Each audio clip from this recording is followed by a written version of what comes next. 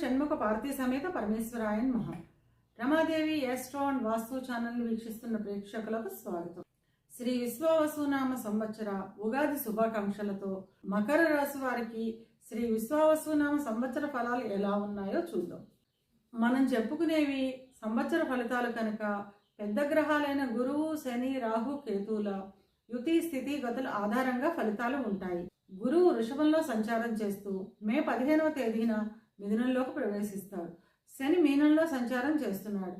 రాహు మీనంలో సంచారం చేస్తూ మే 18వ తేదీన కుంభంలోకి ప్రవేశిస్తాడు. కన్యలో సంచరిస్తున్న కేతువు మే 18వ తేదీన సింహంలోకి ప్రవేశిస్తాడు. ఈ గ్రహస్థితిని ఆధారంగా చేసుకొని మకర రాశి వారికి శ్రీ విశ్వావసునామ సంవత్సర ఫలాలు ఎలా ఉన్నాయో చిన్న చిన్న పరిహారాలు ఏం చేసుకోవాలో చూద్దాం. ఉత్తరాషాఢ 2, 3, 4 పాదాలు, శ్రవణం 1, 2, 3, 4 పాదాలు, ధనిష్ట 1, 2 పాదాలు కలిపి మకర రాశిలో ఉంటాయి. మకర రాశికి అధిపతి శని. మకర రాశి వారికి సంవత్సరం ఆదాయం 8, వ్యయం 14, రాజ్యపూజ్యం 4, అవమానం 5. మకర రాశి వారికి సంవత్సరం చాలా యోగదాయకంగా ఉంటుంది. ఏళ్ళనాటి శని ఇబ్బందులు తొలగి పట్టిందల్లా బంగారం అవుతుంది. ఎప్పటి నుంచో ఉన్న చిన్న చిన్న అనారోగ్య సమస్యలు తగ్గి ఆరోగ్యంగా ఉంటారు. అభివృద్ధికి కావలసిన ప్రణాళికలు వేసుకుంటారు. గృహ నిర్మాణ కార్యక్రమాలను చేపడతారు. దాన ధర్మాల నిమిత్తం అధిక ధనాన్ని వెచ్చిస్తారు. ఇక విద్యార్థుల విషయానికి వస్తే విద్యార్థులకు ఈ సంవత్సరం పూర్తిగా అనుకూలమైన కాలంగా చెప్పవచ్చును. మంచి మార్కులతో విజయాన్ని సాధిస్తారు. అనూహ్యమైన ఫలితాలను పొందుతారు. విదేశాలకు వెళ్లే విద్యార్థులకు ఈ సంవత్సరం చాలా అనుకూలంగా ఉంటుంది.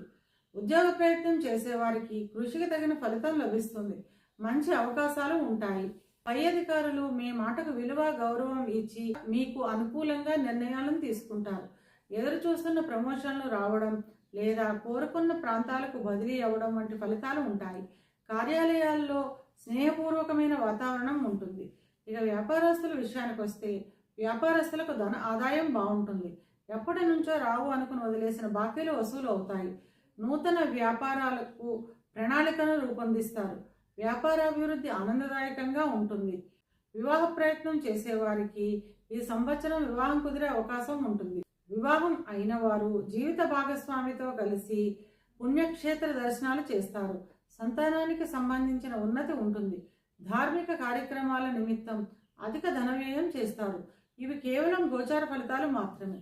గోచార ఫలితాలు పూర్తిగా జన్మజాతక చక్రంపై ఆధారపడి పనిచేస్తాయి కనుక తమ జన్మజాతక చక్రాన్ని విశ్లేషణ చేయించుకోవాలి అనుకునేవారు కింది నెంబర్కు వాట్సాప్ చేసి కన్సల్టేషన్ తీసుకోండి. మకర రాశి వారు అనుకూలతను పెంచుకోవడానికి, ప్రతికూలతను తగ్గించుకోవడానికి దక్షిణామూర్తి స్తోత్రాన్ని వినడం లేదా చదవడం ద్వారా అంతా మంచి జరుగుతుంది.